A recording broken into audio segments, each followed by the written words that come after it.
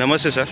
ఈరోజు రామాయంపేటలో 18న బంద్ అని చెప్పారు కదా, అంటే బీసీలకు 42% రిజర్వేషన్ కావాలని చెప్పారు కదా సార్, చెప్పండి సార్ ఏంటి విషయం.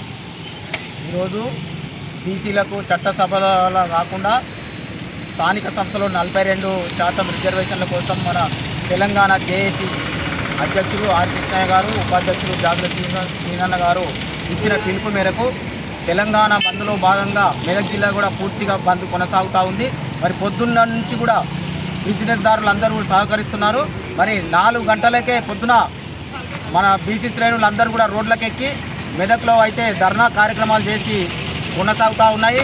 మరి మెదక్ జిల్లా మొత్తము తూప్రాన్ కానీ, నర్సాపూర్ కానీ, పాపన్నపేట కానీ, రామాయంపేట కానీ పూర్తిగా బంద్ కొనసాగుతూ ఉన్నది. ఇక బీసీల రాజ్యం ఎంతో దూరం లేదనిపిస్తుంది.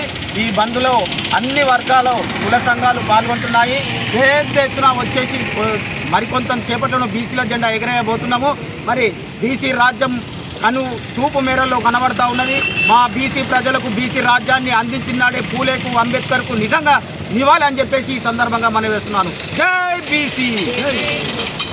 ఈరోజు తెలంగాణ వ్యాప్తంగా మరి బీసీ 42% రిజర్వేషన్ కోసం మరి ఆర్ కృష్ణయ్య సార్ గారు, మరి జాదుల సీనన్న గారు పిలుపు మేరకు ఇలా తెలంగాణ వ్యాప్తంగా బంద్ సంపూర్ణంగా కొనసాగుతున్నది. మరి ఈరోజు రామాయంపేటలో మరి వ్యాపారస్తులు కానీ, ప్రజలు కానీ మాకు పూర్తి మద్దతు ఇచ్చి పూర్తిగా కూడా అన్ని షాపులు కూడా బంద్ ఉండి పూర్తిగా మాకు సహకరిస్తున్నారు. కాబట్టి మరి ఇది ఈ సాయంత్రం వరకు కూడా ఇలానే కొనసాగుతుంది. మరి ఈ రామాయంపేట ప్రజలకు కానీ, వ్యాపారస్తులకి కృతజ్ఞతలు తెలియజేస్తున్నాము. మరి 42% రిజర్వేషన్ కోసము మరి అందరూ సపోర్ట్ చేస్తున్నారు. రాజకీయ నాయకులు అయినా కానీ, ప్రజా సంఘ నాయకులు అయినా సపోర్ట్ చేస్తున్నారు.